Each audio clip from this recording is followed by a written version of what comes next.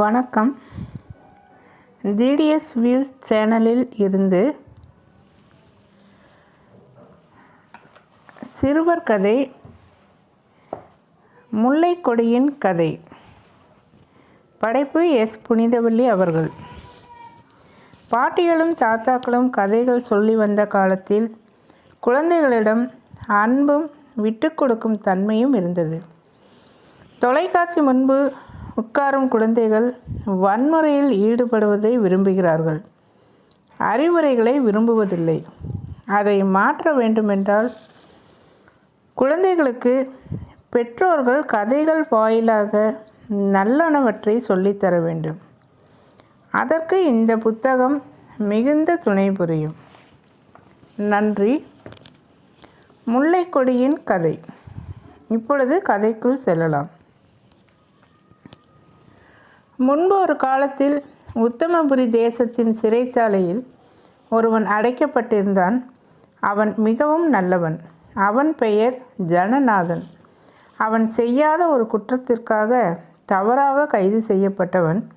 சந்தர்ப்பங்களும் சாட்சியங்களும் அவனுக்கு எதிராக சதி செய்து அவன் குற்றம் செய்தவன் என நிரூபித்துவிட அவன் சிறை செல்ல நேர்ந்தது. அதுவும் தனிமை சிறை. என்ன செய்வது? அவன் கடும் குற்றம் செய்தவன் என்றல்லவா கருதப்பட்டு விட்டான். அவன் மனம் மிகவும் துன்புற்றது. இந்த உலகத்தில் தன்னை பற்றி புரிந்து கொண்டவர்கள் யாருமே இல்லையா என்று அவன் ஏங்கினான். அவன் அடைக்கப்பட்டிருந்த சிறையறையை சுற்றி பாறை கற்கள் பதிக்கப்பட்ட ஒரு நடைபாதை இருந்தது. அதுதான் அவனுக்கு பொழுதுபோக்கு இடம். அவன் நாளடைவில் அந்த நடைபாதையில் எப்போதுமே உலாவிக் கொண்டு இருப்பான். அவனால் வேறு என்ன செய்ய முடியும்? இந்த சிறைச்சாலையில் ஏதாவது புத்தகம் கிடைக்குமென்றால் படிக்கலாம், ஆனால் கிடைக்காது. ஏதாவது பேனா அல்லது பென்சில் கிடைக்குமென்றால் எழுதலாம், ஆனால் கிடைக்காது. ஆகையால் அவனுக்கு அந்த பாறை கற்கள் பதித்த முரட்டு நடைபாதையில் அவற்றை எண்ணிக்கொண்டு குறுக்கும் நெடுக்கும் நடப்பதை தவிர வேறு பொழுதுபோக்கு ஏதும் இல்லாமல் போயிற்று. ஒரு நாள் மழை பெய்து கொண்டிருந்தது. அது மழைக்காலம்தான். அவனால் அந்த பாறை கற்களில் வெட்ட வெளியில் நடக்க முடியவில்லை. அவன் சிறை அறைக்குள்ளே இருந்தே வானத்தையும் மழையையும் வேடிக்கை பார்த்து பொழுதை கழித்தான். அன்று பொழுது மிக நீண்டு கொண்டே இருந்தது போல் இருந்தது. அடுத்து வந்த நாட்களில் மழை மிகவும் குறைந்து சில நாட்களில் மழை முற்றிலுமாக நின்று போனது. இப்போது ஜனநாதன் மீண்டும் அந்த முரட்டு பாறை கற்களை எண்ணிக்கொண்டு முன்னும் பின்னுமாகவும் குறுக்கும் நெடுக்குமாகவும் நடக்கத் தொடங்கினான். ஒருமுறை அவ்வாறு அந்த பாறை கற்களை எண்ணிக்கொண்டு நடந்தபோது அவன் ஒரு வியப்பான விஷயத்தை அங்கு பார்த்தான். அதாவது, 2 பாறை கற்களின் மத்தியில் இருந்த மண்ணில் மிக மிக ஒரு சிறிய செடி ஒன்று முளைக்கத் தொடங்கியிருந்தது. அவன் சந்தோஷத்திற்கு அளவில்லாமல் போனது. அந்த செடி அவன் கண்களுக்கு ஒரு புதுமையான விருந்தாக அமைந்திருந்தது. அதிலிருந்து வெளிப்பட்டிருந்த ஒரு சிறிய இலை அவனுக்கு மிக மிக அழகாக தோன்றியது. அவன் அந்த செடியையும் அந்த ஒற்றை இலையையும் நீண்ட நேரம் பார்த்து அந்த செடி மடமடவென்று வளர்ந்து பெரிதாகுவது போல் கற்பனை செய்து கொண்டான். அன்று இரவு அவன் மனதில் ஏதோ ஒரு நிறைவு தோன்ற மற்ற நாட்களைப் போல் அல்லாமல் அவன் படுத்த உடனேயே தூங்கி போனான். மறுநாள் விடிந்து சிறை கதவு திறந்த உடனேயே முதல் வேளையாக அவன் அந்த செடியைத்தான் வந்து பார்த்தான். இப்போது அந்த செடியில் 2வது இலையும் வந்திருந்தது. அவன் மனதில் ஒரு சிறிய மகிழ்ச்சி தோன்றியது. இப்போது அந்த செடி முதல் நாள் தோற்றமளித்தது போல் மிக நொய்மையாக இல்லாமல் சற்று திடமாக இருப்பது போல் தோன்றியது. அவன் நீண்ட நேரம் அந்த செடியையே பார்த்து கொண்டிருந்தான். அடுத்தடுத்த நாட்களில் அவன் சிறைச்சாலையின் கதவு திறந்ததுமே அந்த செடியை பார்க்க ஓடி வருவான். இரவு அடித்த பெருங்காற்றில் அதன் இலைகள் பீய்ந்து போய்விட்டிருக்குமோ என்று மனதில் நினைத்து கொண்டே அந்த செடியை பார்ப்பான். அப்படியெல்லாம் ஒன்றும் ஆகாமல் வலுவாக நின்று கொண்டிருப்பதை பார்த்ததும் அவனுக்கு நிம்மதி பிறந்தது. அதேபோல் வெயில் மிக கடுமையாக இருந்தால் அந்த செடி கருகிவிடுமோ என்று கவலைப்படுவான். பனி அதிகமாக இருந்தாலும் அதை தாங்க முடியாது, அந்த செடி பட்டுப்போய் விடுமோ என்றும் பதறினான்.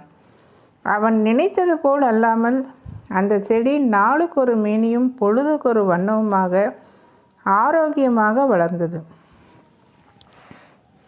அவனுக்கு தொடர்ந்து மகிழ்ச்சியை ஊட்டியது அந்த செடி.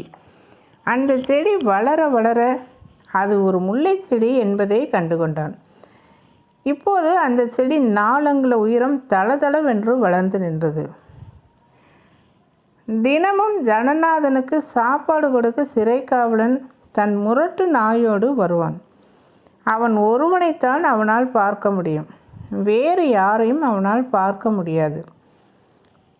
ஒரு நாள் அவன் தன் அறைக்குள் அமர்ந்து வெளியே பார்த்து கொண்டிருந்த போது சிறை காவலன் தன் நாயோடு அவனை நோக்கி வந்து கொண்டிருப்பதை பார்த்தான். அவன் நடக்கும்போது அந்த செடிக்கு மிக மிக அருகாமையில் அவன் கால் படிந்தது.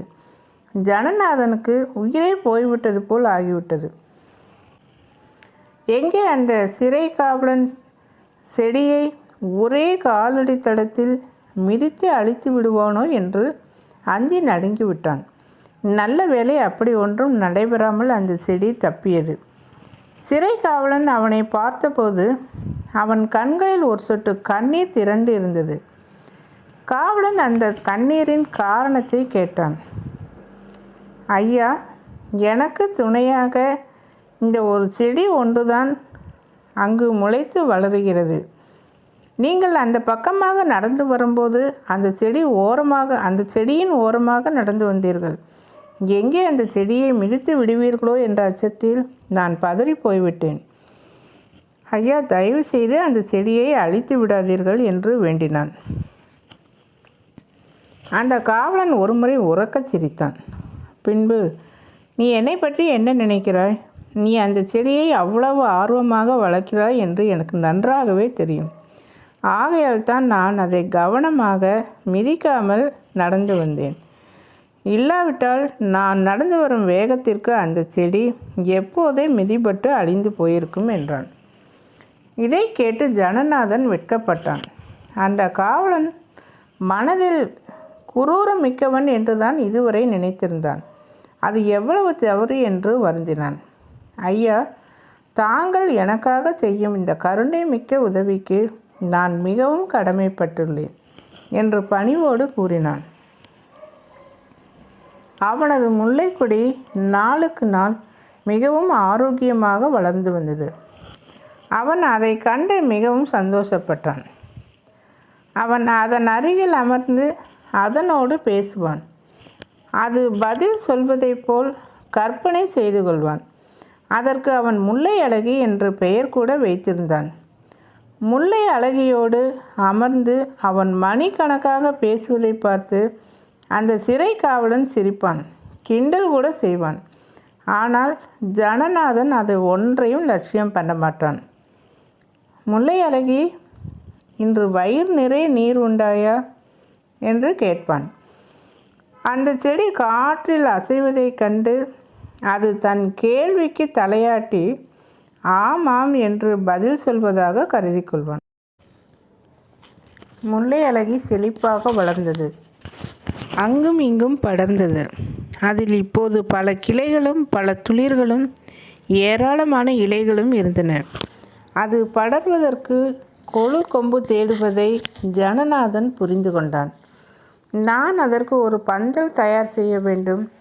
எப்படி செய்வது, எதனால் செய்வது என்றுதான் தெரியவில்லை என்று கவலைப்பட்டு யோசித்தான். அவன் இருந்த சிறை மலை பிரதேசம் மிக குளிர்ச்சியான இடம்.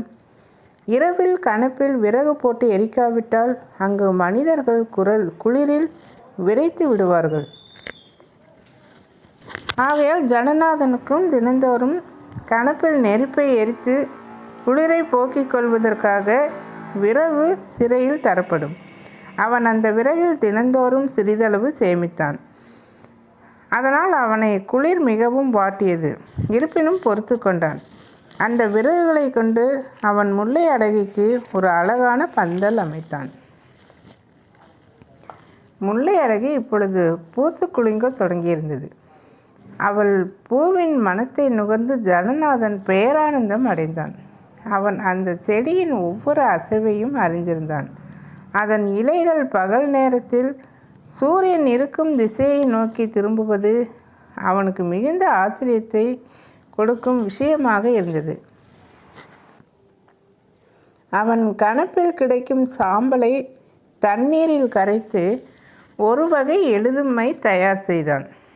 பின்பு ஒரு குச்சியை கூராக்கி கொண்டு அதன் முனையை அந்த மையில் தொட்டு பேனா போல் செய்து முல்லை அழகியின் வளர்ச்சியின் ஒவ்வொரு நாளும் தோன்றும் மாற்றத்தை சுவரில் எழுதி வைத்தான். அதை சிறை காவலனிடம் காட்டி, ஐயா, இன்று என் அருமை முல்லை அழகி செய்ததை பார்த்தீர்களா என்று கூறி மகிழ்வான். சிறை காவலன் ஒன்றும் சொல்லாமல் அவன் அசட்டுத்தனத்தை பார்த்து சிரித்து கொண்டே போய்விடுவான். இப்பொழுது கோடை காலம் கழிந்து முல்லை அழகி பந்தல் பூராவும் படர்ந்து ஏராளமான பூக்களை பூத்து செறிந்தாள். ஆனால் ஒரு நாள் காலை இந்த செடி சிறிதளவு வாடி இருந்தது. ஜனநாதனுக்கு என்ன செய்வது என்று தெரியவில்லை. அதற்கு நிறைய தண்ணீர் விட்டான். ஆனாலும் அது மிகவும் வாட்டமாகவே இருந்தது. இப்போது அதன் இலைகளும் வாடத் தொடங்கின. அவன் இந்த காரணத்தை மிக முனைந்து ஆராய்ந்து பார்த்தான். அந்த செடி வளர தேவையான இடத்தை அந்த பாதையில் பதிந்திருந்த பாறை கற்கள் தடுத்து கொண்டிருந்தன. அந்த பாறை கற்களின் கடினத்தன்மையால் செடியின் வேர் தரையில் மேற்கொண்டு படர முடியவில்லை. செடி வாடி போவதற்கான காரணத்தை கண்டுபிடித்ததும் அவனால் எதுவும் செய்ய முடியவில்லை. அந்த செடி மேலும் செழிப்பாக வளர வேண்டுமென்றால் அந்த பாறை கற்கள் தோண்டப்பட்டு அங்குள்ள மண்ணை செம்மைப்படுத்த வேண்டும் என்பது புரிந்தது. ஆனால் அவன் அதை எப்படி செய்ய முடியும்? அதற்கு அனுமதி வழங்க அந்த சிறை காவலனுக்கு உரிமை இல்லை. அதை அவனுக்கு மேற்பட்ட சிறை அதிகாரிதான் முடிவு செய்ய வேண்டும். அவன் கூட தன்னிச்சையாக செய்துவிட முடியாது. அவனுக்கும் மேலாக இருக்கும் சக்கரவர்த்தியிடம் அனுமதி பெற்றாக வேண்டும். இது முடியக்கூடிய விஷயமா? இதை செய்ய ஜனநாதனுக்கு மனம் வரவில்லை. அவனை மிக கடுமையாக தவறே செய்யாத அவனை தண்டித்தவன் இந்த சக்கரவர்த்தி தான். அவனிடம் தான் சலுகை கேட்பதா என்று அவன் மனம் மிகவும் தடுமாறியது. ஆனாலும் தனக்காக இல்லாவிட்டாலும் தன்னுடைய முல்லை அழகிக்காக இந்த செயலை செய்வது என்று முடிவெடுத்தான். அவன் தன்னுடைய முகம் துடைக்கும் துண்டில் தன் நிலையையும் தான் வளர்க்கும் முல்லை அழகியின் நிலையையும் விவரமாக எழுதினான். ஒரு எளிய பூஞ்செடி இன்னும் சிறிது காலத்தில் உயிர் வாழ உதவும்படி உருக்கமாக ஒரு கடிதம் தன் சாம்பல் மையை பயன்படுத்தி எழுதினான். அந்த கடிதத்தை எப்படியாவது சக்கரவர்த்தியிடம் சேர்த்து விடும்படி சிறை காவலனிடம் கொடுத்தான்.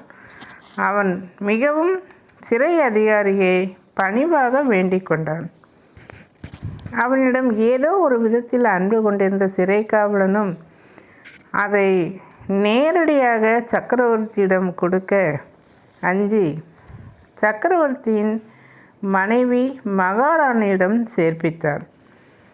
கடைசியாக பாறை கற்கள் பெயர்க்கப்படலாம் என்ற செய்தி அவன் காதில் வந்து தேன் போன்று விழுந்தது. அந்த கற்களை பெயர்க்க தேவையான கருவிகளோடு ஆட்களும் சிறைக்கு வந்தனர்.